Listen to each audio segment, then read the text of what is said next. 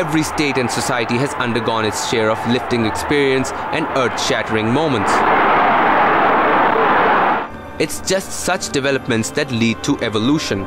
But self-assessment shouldn't be restricted to the declarations and eulogies of our history books. Every individual is responsible for the self-discovery of their identity. Do we really qualify to become a great nation?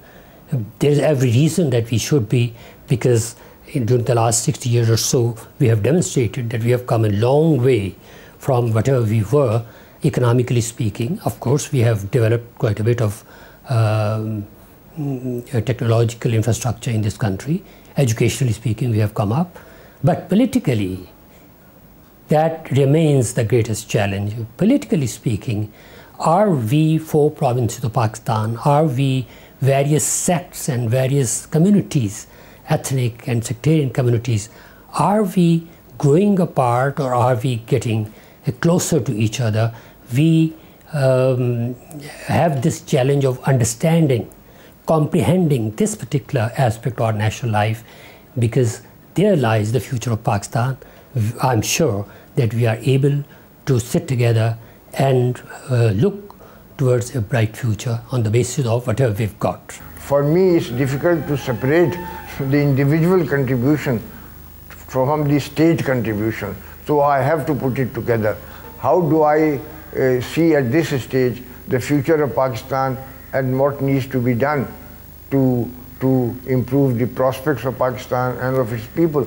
The most urgent thing, obviously, as everybody knows, is to bring the war against terror under control. Not only terrorism in the militant sense, but extremism in the bigoted political, religious sense, in which hatred is preached against any small or minority groups or others.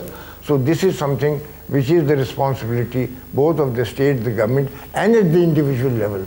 Well, to resolve basic issues, for instance, identity issue, for instance, need to enforce the law of the land, and you need to invigorate the institutions of your country and invest more and more on education.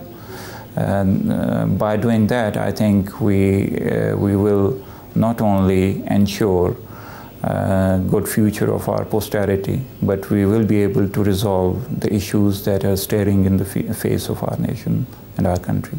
We have to take a vocal stand, courageous stand against obscurantism and obscurantists, and we have to convince people that the relationship between God and the individual is a personal matter of that individual, and state or nobody else has any right to interfere in that relationship.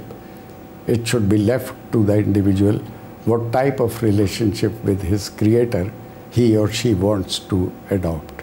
Unless we do this, the conditions in Pakistan will not improve. Every citizen is responsible for the answer to the question of what their country means to them. And there's no better time to start thinking than today. If we want to have a respectable position in the community of the world, Pakistan has to be a democratic, progressive, modern state. And for that, our political parties, our opinion leaders, and especially our class which call themselves as intellectuals, in which teachers are also included, the writers are included, they'll have to take a vocal stand against all these ills, and they will have to do away with the apologetic approach towards various issues which we are facing. Express 24/7